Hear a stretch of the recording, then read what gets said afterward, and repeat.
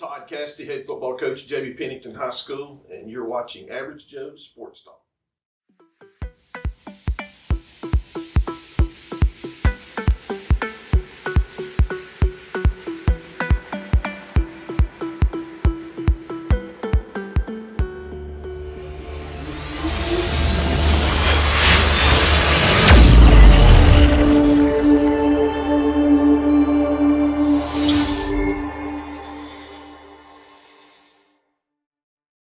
All right, guys, we are here at Pennington High School with head football coach Todd Cassity. This is our first interview with Coach Cassity. We covered them some during this past football season. We talked, I guess, about a year and a half ago about us coming out. So finally made it out to a game, came out during the summer, and hung out with you guys. And man, I'm telling you, you've got some great guys out here. I enjoy coming here. The community's great. Everybody made me feel at home. So. Now we finally get to do our interview. Coach Cassity, since most of our people don't know much about you and whatnot, tell us where you're from, where you went to school, and whatnot. I grew up in South Alabama at Sweetwater High School. It's a town that a lot of people know about because of athletics. We a bunch of state championships in football and baseball there. Went to college at West Alabama, stayed 5 years there, and went from there.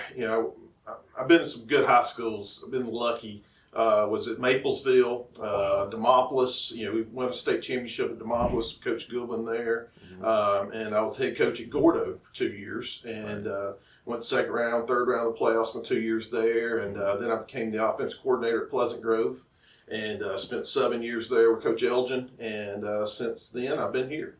Wow, man, you have been at some pretty good schools. When you're in high school at Sweetwater, did y'all win? Is that when the championship started? No, we had a little bit of a lull in football my 4 years there. We actually Coach Atkins, Nolan Atkins, who was a member of the first Hall of Fame class. He retired my sophomore year, and when he retired, we fell off just a little bit for a couple of years, and then Coach Luke or Stacy. He took back over and got it rolling again. We did win the baseball state championship my freshman year. Wow. Actually beat Springville in my freshman year. Springville now is a big 6A school. And, Sweetwater's still a 1A, so it hadn't grown the way Springville has. Right. Man, you have been, like I said, you've been in some pretty good places. Maplesville, everybody knows that's a powerhouse. Pleasant Grove, the things that they've done over the years with Coach Elgin and now with Coach LeBeau. I mean, tell us about your family and whatnot. I know I met your wife when I came up to the football game, but tell us about your family. Yeah, I'm married to a wonderful woman. She's a tremendous coach's wife. She does anything and everything that she can for these kids. We've got two sons. Luke, who played here, he graduated from here. He's now at Jacksonville State, and he's helping Coach Rodriguez. He started out helping Coach Gross last year, and he's helping Coach Rodriguez now. He helps with the linebackers as a student assistant, and he's going to be a great coach. I'm so excited about where his future is going to be, as far as coaching goes. And then we have another son, Miller, who's a ninth grader, and Miller's extremely intelligent.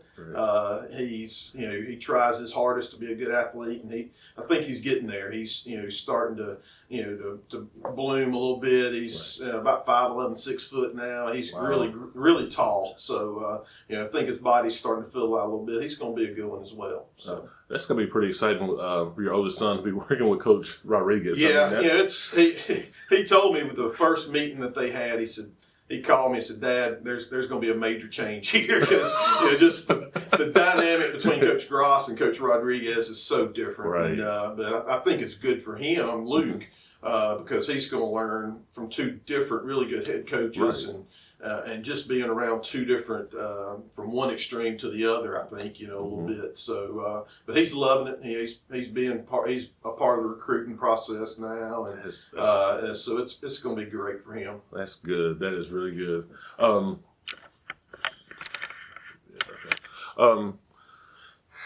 Now coming up, like I said, you've been at some pretty good places and coached with some great guys through the years. Who are some coaches that have influenced you as a coach coming up? Yeah, obviously growing up, Coach Atkins had a major influence. Right. Just the whole atmosphere that he provided for the team. And Coach Luker, who's actually my cousin Stacy, he's my cousin, and he was somebody I looked up to. I wanted to be like that guy. Right. And so I think obviously 7 state championships. He's pretty good one to look up to. Oh yeah. But as far as head coaches go, Coach Doug Goodwin at Demopolis, he's the one I was 25, 26, 27 when I worked with him, and just the things that I learned from him.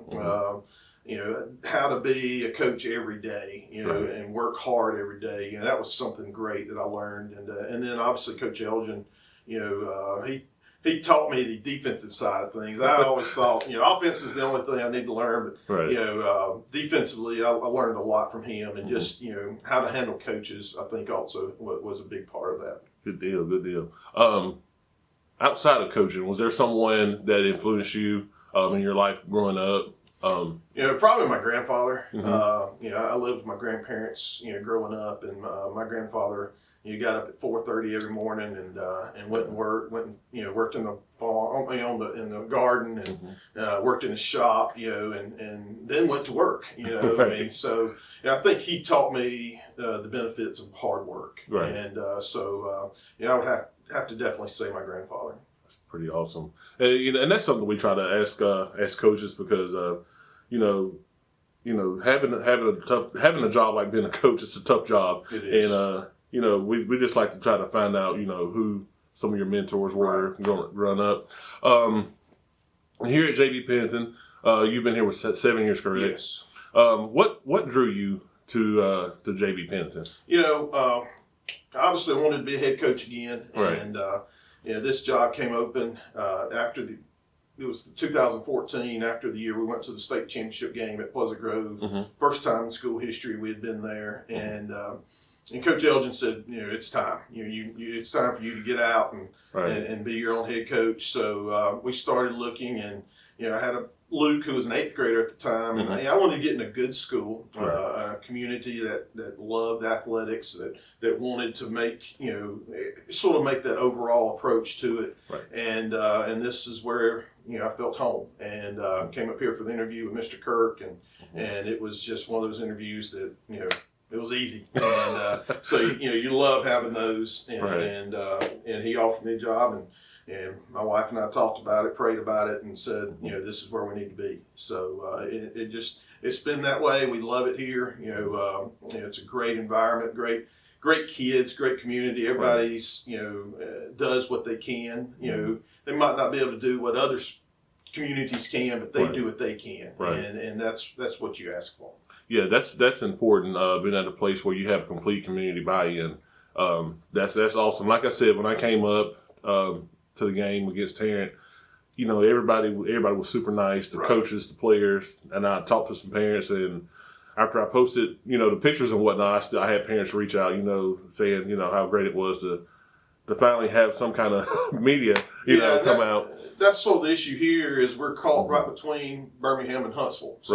So we don't get a lot of media attention here. We got kids that deserve some attention, and they don't get it. We don't have anybody in our county that's actually even like on the all-state voting and things like that. So, we had a linebacker this year, John Williams. Had 165 tackles, didn't even get recognition for all-state. Wow. And that's sad that we don't have that representative here in this area to recognize our kids, and that's one reason I reached out to you. A year or two ago. Was just, hey, we need it, and I think that's important. Right, and that's where we come in. That's something that I know me and you've talked about. We're gonna work on getting out here more with you guys. Like I said, we brought some new schools in last year, and now we're gonna definitely be out here more going forward. But man, I like I said, I'm glad you reached out because, like I said, I love coming to smaller schools like this, and I think we talked about that some this summer because. A lot of media guys, they want to go to the big schools. They want to go to the 6As and the 7As. That's fine, but when you're in a small community, it's different. Right. Talk to us about the community of Blancheville. Yeah, when I got here, there was really one person that was in our booster club, and Tommy Head. He was just a granddad of some of the kids that was around. He actually didn't even have. He had one kid playing at the time, grandkid playing at the time. And Tommy, his goal was to get our booster club built up, and we actually have about 50 members now that come, whenever we have our touchdown club meetings. Right. And Bradley Heppenstall is our president now, and he does such a good job, getting the people out. His middle son Sawyer is at UNA now. He was the one that had 94 catches for us a couple years ago. Oh yeah. His youngest son Carter is going to be really good. He'll be a receiver for us senior next year. Okay. So I'm just so appreciative of the work that they do, the community does, and we don't have a lot of businesses here, so our parents sort of have to dig in their own pockets sometimes instead of going out and getting money from businesses, and so it's very thankful for what they do for us. Good deal. Speaking on that as well, when I got here, I was very impressed with the facilities, and you guys take pride in the field, because the field was gorgeous, before, it got cold and whatnot. And that's something I noticed, and I know that's something that the community, I'm sure they help with as well. Yeah, they appreciate it. I think, they expect it to look a certain way, and we don't have turf. We have to rely on fertilizing and cutting the grass and watering it, and so that's something that takes time. Takes a lot of time from our coaches to maintain that. And we actually have our practice field is off campus, so we have to maintain it also. It's about a half mile from here, so we run our mower over there and bring it back and try to keep it maintained as well. But and we've done a lot of work since I've been here. We rebuilt the press box, redid our scoreboard. Right before I got here, they redid the fence around the field, and to make it look more like a high school football setting. And this is one of those that doesn't have a track around it, and it looks like the old school football facility. When you walk out to it, and all the coaches who come here, they're like, man, I love this setup because there's no bowl to it. It's just bleachers that are really close to the field, and it gets loud on a Friday night. So. That it does. Speaking of your coaches, talk to us about your assistant coaches, and talk about those guys and how valuable they are to you.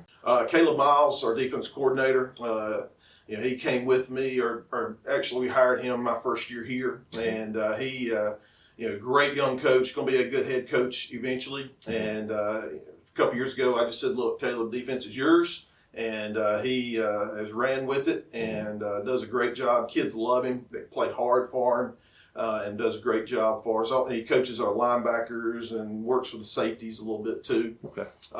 Matt Robinson, O-line coach. Matt is from here. He went to school here. He loves this town, loves this community. And works his tail off for us, does anything you ask him. Evan Sanderson is a volunteer coach that we've got that is probably our most valuable coach. He does everything.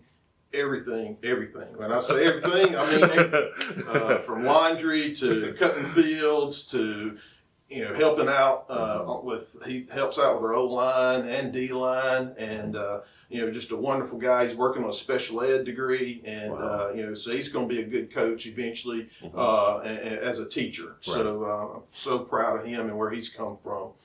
And Kyle Reeves is our wide receivers coach. Does a great job for us. He's also our head baseball coach.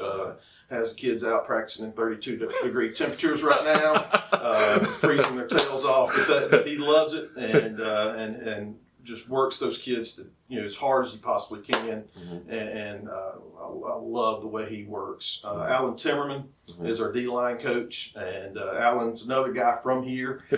He really works hard.